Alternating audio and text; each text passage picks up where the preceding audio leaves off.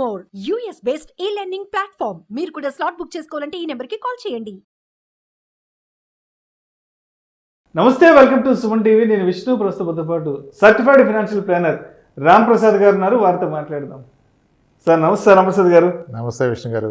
Sir Ram Prasad గారు, ఇవాళ ఒక మంచి టఫెస్ట్ టాపిక్తో వచ్చాను.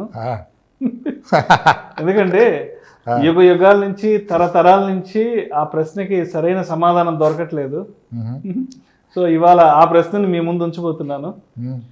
ఉద్యోగం మంచిదా, వ్యాపారం మంచిదా? సో దీనికి సరైన సమాధానం ఎక్కడ దొరకట్లేదు నాకైతే. ఎందుకంటే నేను కూడా ఒక 3-4 సంవత్సరాల క్రితం బిజినెస్ చేద్దామని ఒక చిన్న ట్రైల్ వేసాను. ఒక 4-5 వ్యాపార సంస్థల దగ్గరికి వెళ్ళి వాళ్ళని అప్రోచ్ అయ్యాను. ఎలా చేయాలి ఏంటి అనేది కూడా సరే చిన్న గ్రౌండ్ వర్క్ చేసుకొచ్చి మా ఇంట్లో వాళ్ళకి చెప్పాను. సో డాడీ ఇట్లా చేద్దాం అనుకుంటున్నాను బిజినెస్ అంటే, ఇంట్లో వాళ్ళు ఏమన్నారంటే, వద్దురా బాబు, మహా వాళ్ళే చేతులు కాల్చుకున్నారు వ్యాపారాలు చేసి, మనం ఎంతరా బాబు, ఏదన్నా ఎక్స్పెరిమెంట్ ఫెయిల్ అయిందంటే తట్టుకోలేం, రోడ్డు పడిపోతాము. కాబట్టి మనం జీతాలు తీసుకునే స్థాయిలో ఉంటేనే కంఫర్టు, జీతాలు ఇచ్చే స్థాయికి మనం వెళ్ళామంటే కాలిపోతాం. వద్దురా బాబు, హ్యాపీగా జాబ్ చేసుకో అన్నాడు. సరే ఏంటని నాకైతే అర్థం కాలేదు. మరి ఏంటి రామ్ ప్రసాద్ గారు అయితే మరి ఈ ప్రశ్నకి ఏం చెప్తారు? మేబీ మీ నాన్నగారు కరెక్టే చెప్పుండొచ్చు కూడా. సో ఇప్పుడు మెజారిటీ పీపుల్ ఏం కంక్లూడ్ చేస్తున్నారంటే, మీ ఆలోచన మారాలి, మీ పేరెంట్స్ ఆలోచన మారాలి, ఉద్యోగాలు వదిలి వ్యాపారాల వైపు వెళ్ళండి, 10 మందికి ఉద్యోగం ఇవ్వండి అని చెప్తున్నారు. మేబీ రైట్ అవ్వచ్చు, కానీ పూర్తిగా అదే కరెక్ట్ అని చెప్పలేం. ఓకే, ఉద్యోగం వ్యాపారం అంటే తేల్చేయడం అంత సులువైన పని అయితే కాదు. ఇప్పుడు మీ నాన్నగారు చెప్పారంటే మీకు ఆయనకన్నా మీ మేలు కోరే వాళ్ళు ఎవరు ఉండరు కదా. ఆబ్వియస్లీ అంతే కదా. ఆయన జీవితకాల ఎక్స్పీరియన్స్తో ఆయన చూసిన వాటితో చెప్పారు. ఎందుకంటే ఒక వ్యాపారంలో ఫెయిల్ అయితే ఆడి జీవితమే మొదటికి వచ్చేస్తుంది. అవును సార్, నిజం. జీవితం పోద్ది. ఒక ఉద్యోగంలో ఫెయిల్ అయితే ఏం పోద్ది? జీతం పోద్ది. మళ్ళీ ఇంకో జీతం పెద్ద కష్టం కాదు. 30,000 ఉద్యోగస్తుడికి జాబ్ పోతే 20,000 25,000 జాయిన్ కావచ్చు. ఇంకా అంతకంటే ఎక్కువ కూడా జాయిన్ అవ్వచ్చు మన అదృష్టం బాగుంటే. ఒకసారి వ్యాపారంలో దివాలా తీసి రోడ్డును పడ్డామంటే ఇంక సెకండ్ ఆప్షన్. ఆ భయంతో ఆయన అలా చెప్పండి. ఈరోజు హైదరాబాద్లో స్టార్టింగ్ జాబ్స్ 18,000 22,000 జాబులు రోజుకి 10 ఉంటాయి. నువ్వు జాయిన్ అవుతానంటే ఎవరైనా, వీళ్ళు కూడా అలాగే 3-4 ఏళ్ళు ఏదో ఒకటి జాయిన్ అవుతారు. ఇంటర్వ్యూకి వెళ్తే తీసేసుకుంటారు. అంటే కామన్ అయిపోయింది కదా 16,000 18,000 20,000 అనేది. సో కాబట్టి ఒక ఉద్యోగంలో ఉంటే ఉద్యోగం పోయినా ఉద్యోగం రావడం పెద్ద కష్టం కాదు. ఎప్పుడు లోయర్ శాలరీలో ఉన్నప్పుడు, హై శాలరీలో ప్రాబ్లం ఉంటుంది. కానీ వ్యాపారంలో పడిపోతే కోలుకోవడం చాలా కష్టం. సో ఆ భయంతో వెల్ విషర్ చెప్తారు. కానీ మోటివేషనల్ స్పీకర్స్ ఏదైనా చెప్పొచ్చు. సో అది హాఫ్ అన్ అవర్ పైకి లేపి పెడుతుంది, కానీ తర్వాత కష్టం కదా. 6 గంటలు బాగానే ఉంటుంది. ఎన్నాళ్ళు ఆలోచన మారాలి, ఉద్యోగాలు కల్పించాలి, నువ్వు అది కావాలి ఇది కావాలి అంటే లేచి పరిగెత్తు, లేచి అంత ఈజీ కాదు. ఉద్యోగమే, వ్యాపారమే. ఏది చేసినా బెటర్గా చేయాలి. ఉద్యోగాలు చేసి వ్యాపారస్తుల కన్నా ఎక్కువ సంపాదించిన వాళ్ళు చాలామంది ఉన్నారు. అంటే ఉద్యోగాల్లో ఫెయిల్యూర్ చాలా తక్కువ, వ్యాపారాల్లో ఫెయిల్యూర్లు ఉంటాయి. ఫెయిల్యూరే ఎక్కువగా ఉంటుంది. నేనేమంటానంటే, ఇది చాలామంది మనం ఫైనాన్షియల్ ప్లానింగ్ చేసాం కనుక, ఇటు ఉద్యోగస్తులు కానీ అటు వ్యాపారస్తులు కానీ, ఇది నా ఎక్స్పీరియన్స్ కాదు, నా దగ్గరకు వచ్చి నన్ను కలిసిన క్లయింట్స్ యొక్క ఎక్స్పీరియన్స్ చెప్తున్నాను. ఉద్యోగాన్ని మీరు వ్యాపారంలాగా చేయాలి, వ్యాపారాన్ని ఒకరు ఉద్యోగంలాగా చేయాలి. అప్పుడు ఇబ్బంది ఉండదు. ఇదేదో కాస్త డిఫరెంట్గా కూడా ఉంది మీ కాన్సెప్ట్. మొదటగా ఉద్యోగాన్ని వ్యాపారంలాగా ఎలా చేయాలి అర్థం చేసుకుందాం. ఉద్యోగాన్ని వ్యాపారంలాగా చేయాలి అంటే, ఇప్పుడు మనం ఆఫీస్లో మార్నింగ్ 10 to 6 ఏదైతే ఉందో దాన్నే వ్యాపారంగా చేయాలి. అది ఎలా చేస్తారంటే, చాలామంది క్లయింట్స్ని కలిసాం, వాళ్ళు మనం ఫైనాన్షియల్ ప్లానింగ్ చేసాం కాబట్టి చాలామంది యంగ్స్టర్స్, అంటే మరీ యంగ్ కాదు, ఒక 30-34 ఇయర్స్ ఏజ్లో ఉన్నవాళ్ళు, టాప్ మోస్ట్ ఐటీ కంపెనీలో చేస్తున్న వాళ్ళు ఫైనాన్షియల్ ప్లానింగ్కి వచ్చినప్పుడు, టాప్ మోస్ట్ కంపెనీస్లో, కొన్ని స్టార్టప్ కంపెనీస్లో చూస్తే వాళ్ళ నెట్వర్త్ రాస్తూ పోతాను నేను. ఫస్ట్ ఎవరు వచ్చిన ఫైనాన్షియల్ ప్లానింగ్కి ఫ్యామిలీ డీటెయిల్స్ అయిపోయాక మీ ఆస్తులు ఏంటి, అప్పులు ఏంటి, ఎక్కడెక్కడ ఇన్వెస్ట్ చేశారు, ఎంత ఉంది అంటే, వీళ్ళందరికీ ఎంప్లాయీ షేర్ ఆప్షన్స్లో వచ్చిన స్టాక్స్ ఉన్నాయి. ఈసాప్స్ అంటారు. ఈసాప్స్ అంటే ఎంప్లాయీస్కి షేర్స్ ఇస్తారు ఆప్షనల్గా. అంటే ఈఎస్ఓపి ద్వారా తీసుకున్న స్టాక్స్ ఉన్నాయి. అవి వీళ్ళకి కొన్నిసార్లు పార్ట్ ఆఫ్ సిటీస్ ఇస్తారు, కొన్నిసార్లు పర్ఫార్మెన్స్ బేస్ ఇస్తారు, లేదా క్వార్టర్లీ వీళ్ళకి ఒక డిస్కౌంటెడ్ ప్రైస్లో ఆఫర్ చేస్తారు. బోత్ లిస్టెడ్ కంపెనీస్ ఇస్తాయి, అన్లిస్టెడ్ కంపెనీస్ కూడా ఇస్తాయి. అప్పుడు ఏమవుతుంది, as an employee your getting salary, in addition to that your also buying the company shares. Company shares అంటే ఏంటి, కంపెనీలో భాగస్వామ్యమే, స్టేక్ తీసుకోవడమే కదా. అంటే అప్పుడు ఏమైంది, ఉద్యోగం ఒకటైందా, వ్యాపారం కూడా అయిందా, వ్యాపారం కూడా కంపెనీలో మీ షేర్ కూడా పెరుగుతుంది కదా. అటువంటి ఉద్యోగాల్లో ఉంటే, ఎందుకంటే ఇప్పుడు నేను 33 years 32 years కుర్రోళ్ళని చూసినప్పుడు ఐటీలో వీటి ఇప్పటివరకు సంపాదించిన నెట్వర్క్ అంతా ఒకటైతే వాడిని ESOPs value vested, at to be vested అని ఉంటాయి వాటికి, దానికి కొంచెం పీరియడ్ ఉంటుంది వాటికి. అదే 2-3 crores ఉన్న వాళ్ళు చాలామంది ఉన్నారు, 4 crores 5 crores ఉన్న వాళ్ళు 50 years ఉండి లాస్ట్ 15 years ఒకటే కంపెనీలో చేసి ఆయనకున్న షేర్స్ వర్త్ అరౌండ్ 11-12 crores ఉన్న వాళ్ళు కూడా ఉన్నారు. ఓకే, మరి ఏ వ్యాపారం చేస్తే అంత గొప్పగా సంపాదించగలిగేటోళ్ళు ఇక్కడ సంపాదించారు కదా. Nothing but your part of the business. So ఇటువంటి కంపెనీస్లో వర్క్ చేసే ప్రయత్నం చేయాలి. అందరికీ ఆపర్చునిటీ రాకపోవచ్చు. ఇప్పుడు చాలా స్టార్టప్స్ లిస్ట్ అయినప్పుడు చూస్తే ఎంప్లాయీస్కి వచ్చిన share value is millions of rupees. చాలా కంపెనీస్ గూగుల్ లిస్ట్ అయినప్పుడు కూడా చాలామంది ఎంప్లాయీస్ మల్టీ మిలియనర్స్ అయిపోయారు. 26 million అంత వచ్చింది ఈచ్ ఎంప్లాయ్ ఆ రోజు. రీసెంట్గా లిస్ట్ అయిన స్టార్టప్స్ అన్నీ కూడా మన డెలివరీ యాప్స్ ఇవన్నీ అది. సో ఉద్యోగాన్ని కూడా చాలా తెలివిగా చేయాలి, వ్యాపారంలాగా చేయాలి. ఇప్పుడు మీరు ఒక విధంగా వ్యాపారస్తులు అయ్యారు, కంపెనీలో పార్ట్నర్ అయ్యారు విత్ ఎ ఫిక్స్డ్ శాలరీ, సేఫ్టీకి safety, security, and you are also growing with a company. అప్పుడు మీ ఎఫర్ట్స్ కూడా ఫుల్ ఫ్లెడ్జ్డ్గా పెడతారు. కంపెనీ ఎంత గ్రో అయితే ప్యారల్గా మీరంత గ్రో అవుతారు కదా. ఇదే ఉద్యోగాన్ని వ్యాపారంలాగా చేయటం. సూపర్ కాన్సెప్ట్ నిజంగా. ఇప్పుడు ఇలా దొరకని పక్షంలో ఏం చేయాలి, ఈసాప్స్ ఇచ్చే కంపెనీ లేని పక్షం దొరకపోవచ్చు కదా. ఉద్యోగంలో కూడా గ్రోత్ వెతుక్కోవాలి, ఎదుగుదల లేని ఉద్యోగాలు చేయకూడదు. ఏం చేస్తాం సార్, ఇదే తెలుసు మాకు, ఇదే ఉద్యోగం అంటే కాదు. అవసరమైతే మీరు కంపెనీలు మారాలి, సెక్టార్స్ మారాలి, అవకాశం ఉంటే సిటీలు మారాలి, ఇంకా అవకాశం ఉంటే కంట్రీలు మారాలి. ఇలా మారిన వాళ్ళలో ఫెయిల్యూర్ చాలా తక్కువ, గ్రోత్ చాలా ఫాస్ట్గా వస్తుంది. ఒకే కంపెనీలో 10 ఏళ్ళు 9 ఏళ్ళు ఉన్న వాళ్ళకన్నా ఈ 10 ఏళ్లలో 3 కంపెనీలు 2, కొంతమంది ఎక్కువ, వాళ్ళ సక్సెస్ రేట్ ఎక్కువ. ఇప్పుడు ఎవరైతే ఇండియా వదిలేసి 15 ఏళ్ళ క్రితం బయటకు వెళ్ళారో ఈరోజు వాళ్ళ సాలరీస్ చాలా ఎక్కువ ఉన్నాయి. I get lot of NRIs. Network చూస్తే 25, 30, 40, 50 కోట్లు అలానే ఉంది. అంటే అప్పటి నుంచి సంపాదిస్తున్నారు. సో కాబట్టి గ్రోత్ రాలేదని ఒక దగ్గర ఆగొద్దు. గ్రోత్ కోసం మీ ప్రయత్నాలు చేయాలి. జాబ్లో కూడా కంపెనీ మారండి, ఇండస్ట్రీ మారండి, సిటీస్ మారండి, అవకాశం ఉంటే కంట్రీస్ మారండి. ఇవి కూడా ఎర్లీ ఏజ్లోనే చేయాలి. జాబ్లో బాగా ఎక్స్పీరియన్స్ వచ్చి 40 అబోవ్ మైగ్రేషన్ కొంచెం డిఫికల్ట్ ఉంటుంది, అన్ని కంట్రీస్ యాక్సెప్ట్ చేయవు. ఇప్పుడు చాలామంది ఉన్నారు అగ్రికల్చర్ లేబర్ కింద వెళ్తారు కొన్ని కంట్రీస్కి, యూరోప్లో అక్కడ ఇక్కడ అన్ని చోట్ల. వీళ్ళు గ్రాడ్యుయేట్స్, దీనికి రిలవెంట్ రాకపోతే అగ్రికల్చర్లోకి వెళ్ళిపోతారు, 1 year వీసాలు అలా. They make lot of money, then they settle, they move అక్కడ ఒక నుంచి ఇంకో దాన్ని.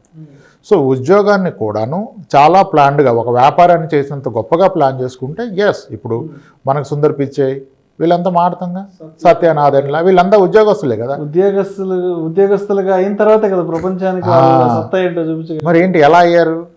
ఉద్యోగంలో కూడా మీకు తెలివితేటలు ఉండి మీరు రైట్ స్టెప్స్ తీసుకుంటే ఎదుగుతారు.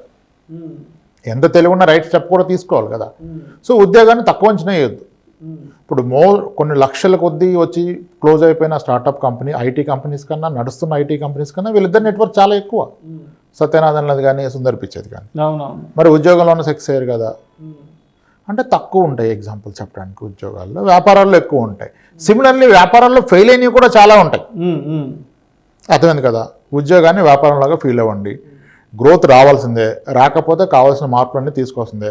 భయపడుతూ ఒకే కంపెనీలో కంఫర్ట్ ఉందంటే గ్రోత్ అయిపోద్ది. ఇది ఉద్యోగం గురించి. ఇప్పుడు వ్యాపారాన్ని ఉద్యోగంలాగా ఎలా చేయాలని చూద్దాం. ఉద్యోగం అంటే అసలు బేసిక్ ఎక్స్పెక్టేషన్ ఏంటి? ఉద్యోగంలో ఏముంటుంది? నెలకు ఒక ఫిక్స్డ్ శాలరీయే ఉద్యోగం. వ్యాపారంలో కూడా అదే పని చేయాలి.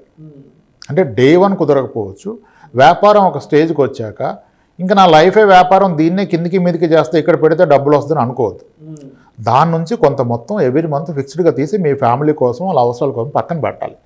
ఈ పక్కన పెడితే నాకు ఎఫ్డీలో 7 వస్తుంది, నా బిజినెస్లో పెడితే 30 వస్తుంది అనే తప్పుడు భావన. మీకంటూ ఒక శాలరీ పే చేసుకోండి, టైమ్లీ పే చేసుకోండి. ఆ పే చేసుకున్న దాన్ని మీ ఫ్యామిలీ కొరకు పెట్టండి, వాళ్ళ భవిష్యత్తు అవసరాల కొరకు పెట్టండి. అప్పుడు మీరు సేఫ్ గార్డ్ చేస్తున్నారుగా బిజినెస్ని, ఫ్యామిలీని బిజినెస్ రిస్క్లో పెట్టకూడదు.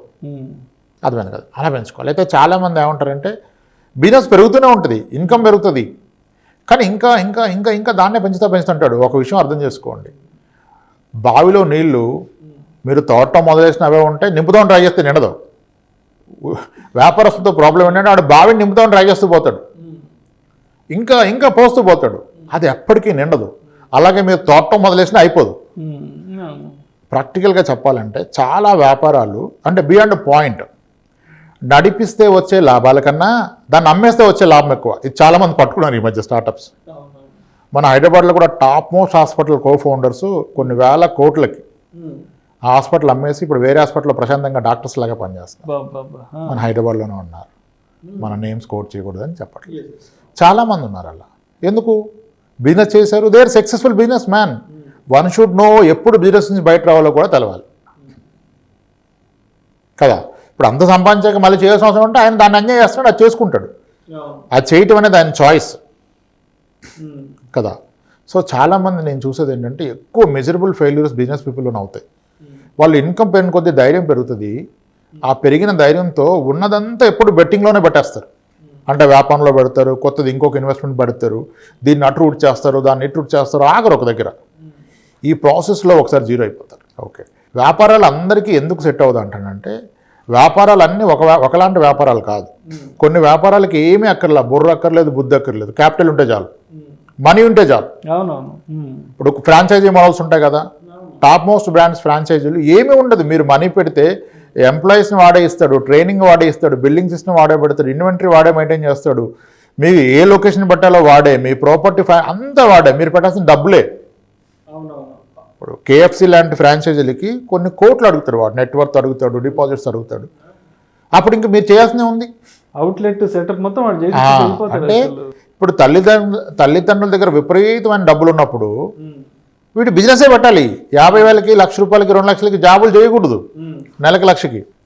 ఇప్పుడు ఏం చేసుకుంటావు? నీ తల్లిదండ్రుల సంపాదన 60 కోట్లు ఉంది, నువ్వు నెలకి 1,00,000 చేస్తే ఏం చేస్తావు? నువ్వు లైఫ్ ఎంజాయ్ చేయాలి కదా. అటువంటి వాళ్ళు బిజినెస్లన్నీ అన్నీ ఒక రకం బిజినెస్లు కాదు కదా. ఏ ప్రూవెన్ ఫ్రాంచైజీ మోడల్ వాడే ఇస్తాడు. ఫ్రాంచైజీలు ఎక్కడ పడితే అక్కడ ఎవరు వాడే లొకేషన్ ప్రూవ్ అయ్యి ఇక్కడ నడుస్తుందంటే ఎగ్జిస్టింగ్ ఫ్రాంచైజీకి దీనికి ఇంత దూరం ఉంటేనే ఇస్తాడు, వాడు నడిపిస్తాడు. ప్రాబబ్లీ నీ ఇన్వెస్ట్మెంట్ మీద నీకు సంవత్సరానికి ఒక 30%, 20% వర్కౌట్ అయ్యే బిజినెస్ చాలా ఉన్నాయి. ఈరోజు క్లాస్ స్టోర్స్ అవి చాలా వచ్చినాయి, మనం కూడా చూస్తూ ఉంటాం కొత్త కొత్త బ్రాండ్స్. అటువంటి బిజినెస్కి కావాల్సింది ఏంటి? ఓ గొప్ప తెలివితేటలు కాదు, క్యాపిటల్ కావాలి. అంటే ఇప్పుడు ఎలా చెప్తాం? ఆడు బిజినెస్ చేశాడని చెప్పి ఏమీ లేనప్పుడు కూడా బిజినెస్ చేస్తాడు అవుతుందా? కాదు. కొన్ని ఇన్వెన్షన్స్ అవుతాయి, దానికి అన్నీ కావాలి. తెలివి కావాలి, డబ్బు కొంచెం కావాలి, మార్కెటింగ్ స్ట్రాటజీ కావాలి, పబ్లిక్ రిలేషన్స్, ఇవన్నీ కావాలి. సో అన్ని బిజినెస్ అంటే సింపుల్ కాదు, బిజినెస్ ఈజ్ నాట్ అంత అనుకున్నంత ఈజీ కాదు. సో ఒక వ్యక్తి నేను బిజినెస్ చేయనంటే అది ఆయన ఫెయిల్యూర్ కాదు, వాడి పరిస్థితులు ఎవరిని వాడే జడ్జ్ చేసుకుంటాడు. ఈరోజు ఐఐఎం నుంచి ఐఐటి నుంచి బయటకు వచ్చిన వాళ్ళు ఆల్మోస్ట్ 15% ఉద్యోగాలు వస్తే తీసుకోవట్లే ఆఫర్స్. 1 crore ఆఫర్ని రిజెక్ట్ చేసిన వాళ్ళ స్టోరీలు కూడా చదువుతున్నాం మనం. క్యాంపస్ రిక్రూట్మెంట్లో 1 crore ఆఫర్ని రిజెక్ట్ చేసిన ఐఐఎం క్యాండిడేట్స్ ఉన్నారు. They are more passionate in business. అలానే ఏ ప్యాకేజ్ వచ్చినా తీసుకొని వెళ్ళిపోతారు, అసలు బిజినెస్ థాట్ లైన్ ఉండదు. ఎందుకంటే that's a person because of all ఈ సరౌండింగ్స్, ఫ్యామిలీ పర్సన్ ఇవన్నీ బట్టి కదా. సో కాబట్టి ఒకరు బిజినెస్ చేయకపోతే లైఫ్లో ఫెయిల్ అయినట్టు కాదు. సరైన ఎవరి క్యాపబిలిటీస్ వాళ్ళకే తెలుసు అండి. అతను తీసుకుని నన్నేమో కరెక్ట్. ఇప్పుడు మోటివేషన్ చూసి ఎప్పుడు 10 మందికి ఉద్యోగం ఇస్తాడు గొప్పోడు, అందరం అలాగే చెప్తాం, నచ్చాలి కదా అందరికీ అని చెప్తే ఈరోజు ఈ మధ్యాహ్నానికి మానేస్తే మళ్ళీ నెక్స్ట్ మంత్ ఏంటి పరిస్థితి? జాబ్ అనేది చాలా సులువు కదా. అలా కాదు. అట్ ద సేమ్ టైం కొన్నాళ్ళ పాటు జాబ్ చేస్తే వచ్చే ఎక్స్పీరియన్స్ కూడా బిజినెస్కి ఉపయోగపడవచ్చు. డెఫినెట్గా. ఇప్పుడు ఒక సెక్టర్లో ఒక 4-5 ఏళ్ళు పనిచేస్తే నీకు తెలుసు దాకుతోకలేంటి. సో ఆ బిజినెస్లో నేను ఎవడు మోసం చేయలేడు. నువ్వు డే 1 బిజినెస్ పెట్టేస్తే నీ ఎంప్లాయీస్ కూడా నేను మోసం చేస్తాను కదా. అవగాహన పెంచుకోవాలి. ఏది చేసినా ఎందుకు చేస్తున్నారు, వ్యాపారం అయినా బిజినెస్ అయినా ఎందుకు చేస్తున్నారు, అల్టిమేట్ గోల్ ఏంటి? ఏముంటుందండి అల్టిమేట్ గోల్ చెప్పండి? డబ్బు సంపాదించడమే. అక్కడే ప్రాబ్లం. మీరు చెప్పిన గోల్ అంటే డబ్బు సంపాదించి హ్యాపీగా లైఫ్లో సెటిల్ అయిపోవడం. అది నెక్స్ట్ది కరెక్ట్, ఫస్ట్ది కరెక్ట్ కాదు. లైఫ్లో సెటిల్ అయిపోవాలి, పెద్ద బంగ్లా కట్టుకోవాలి, ఒక కారు ఉండాలి, లావిష్గా పిల్లల్ని చదివించుకోవాలి, ఒక మంచి లగ్జూరియస్ లైఫ్ స్టైల్ అనుభవించాలి, అంతే. అంతకు మించి చేయగలిగింది బిజినెస్ అయినా వ్యాపారం అయినా డబ్బు ఎక్కువ సంపాదించడానికంటే దానికి ఎండ్ లేదండి. నేనేమంటానంటే మీరు చేసే వృత్తి అయినా వ్యాపారం అయినా ఏదైనా అది మీకు హ్యాపీ లైఫ్ లివింగ్ ఇచ్చేది ఉండాలి. హ్యాపీగా సంతోషంగా బ్రతకడానికి చేయండి, ఏది చేసినా ధైర్యంగా బ్రతకడానికి చేయండి. కానీ ధనవంతులాగా చచ్చిపోవడం చేస్తే ప్రాబ్లం. 100 కోట్లు చేసే టార్గెట్ పెట్టుకుంటే 100 కోట్లు అయిందాక వీడికి ప్రశాంతత ఉండదు. తర్వాత వీడు ఉంటాడు లేదా డౌట్ కదా. దాన్ని ఎంజాయ్ చేస్తూ ప్రశాంతమైన జీవితం గడుపుతూ చేస్తే ఏదైనా ఓకే. వ్యాపారాల్లోకి వెళ్ళాలని ఎక్కడా రూల్ లేదు. చాలామంది ఇప్పుడు వ్యాపారం అనగానే మీరు చూడండి, ఫుడ్ ట్రక్ బిజినెస్ ఎంతమంది పెట్టారు తెలుసా హైదరాబాద్లో? 99% ఫెయిల్యూర్, నాట్ 2% 3% కాదు, 99 ఫెయిల్యూర్. ఈరోజు ఆన్లైన్లో ఎతకండి సెకండ్ హ్యాండ్ ఫుడ్ ట్రక్లు 100 కొద్ది అవైలబుల్. ఎందుకు? అందరూ పెట్టి ఫెయిలే. పేపర్ మీద వేసినప్పుడు చాలా బాగుంటుంది బిజినెస్. ఫుడ్ బిజినెస్లో ఫెయిల్యూర్స్ ఈజ్ వెరీ హై. మన సెక్షన్ ఒక్కరిని చూస్తాం, వాడిని చూసి రిప్లికేట్ చేస్తే అవ్వదు. సో అంత ఈజీ కాదు బిజినెస్. అలా చేయొద్దని ఎవరికి చెప్పట్లా. మీ పరిస్థితులు అంచనా వేసుకొని మీకున్న క్యాపిటల్ అంతా. చాలామంది బిజినెస్ అనగానే పెట్టే డబ్బు ఉంటే పెట్టేస్తారు. ఫుడ్ బిజినెస్లో మేజర్ ప్రాబ్లం ఏమొస్తుందంటే పెట్టడానికి ఎంత అవుతుంది, 10 లక్షలు అవుతుంది, కానీ తర్వాత అన్నప్పుడు దాన్ని పోషించడానికి ఎవరి మంత్ మళ్ళీ పెట్టాలి. మంచి మాస్టర్లు దొరకాలి, మంచి చెఫ్లు ఉండాలి. ఒకవేళ ఆ చెఫ్ మధ్యలో వెళ్ళిపోతే మేనేజ్మెంట్ రావాలి. మీకు ఒక రోజు నడిచిన అడగకపోయినా మీరు ఖర్చులు బేర్ చేయాలి. అప్పుడు ఒక 1.5 year నిలదొక్కుకోవాలంటే మీరు ప్లాన్ చేసిన పెట్టుబడి ఎంత ఉందో మళ్ళీ ఆపరేషన్ కూడా అంత పెట్టుబడి రెడీగా పెట్టుకోవాలి. డే 1 లాభాల్లోకి రారు. It takes some time. So ఎలా ప్లాన్ చేసుకోవాలి. కానీ డైరెక్ట్గా ఎప్పుడు మారుతాయి తరాలు, ఎప్పుడు మారుతాయి, తల్లిదండ్రుల మనస్తత్వం మారాలి, విద్యా వ్యవస్థ మారాలి, ఉద్యోగస్తుని కాదు చేయాల్సింది వ్యాపారస్తుని అంటే అది చెప్పుకోవడం చాలా సులువు. హై టోన్లో చాలా గొప్పగా మాట్లాడవచ్చు. ప్రాక్టికల్లీ అంత పాసిబుల్ కాదు. సో పరిస్థితులను అంచనా వేసుకొని బాధ్యతలు నోడు ఎలా చేస్తాడండి. ఐ టెల్ యూ, ఒక క్లయింట్కి ప్లానింగ్ చేస్తున్నాను, 35 years, శాలరీ ఎంతంటే 85,000 టైకం శాలరీ చెప్పారు. కిందకి వచ్చాక సార్ లోన్స్ ఏమైనా ఉన్నాయంటే హోమ్ లోన్ 50,000 ఉందన్నాడు. హోమ్ లోన్ 50,000 ఎలా ఉంటుంది? బ్యాంకర్ అంత ఎలిజిబిలిటీ ఇవ్వడం, మీరు బ్యాంకర్ని మోసం చేశారన్నాను. లేదు సార్ నేను బ్యాంక్ అకౌంట్ ఇచ్చాడు. ఎంత ఇవ్వాలంటే ఈ శాలరీకి రాస్తారని. అప్పుడు నా శాలరీ ఎక్కువ అన్నాడు. 1,25,000 శాలరీ సార్ అప్పుడు నాది.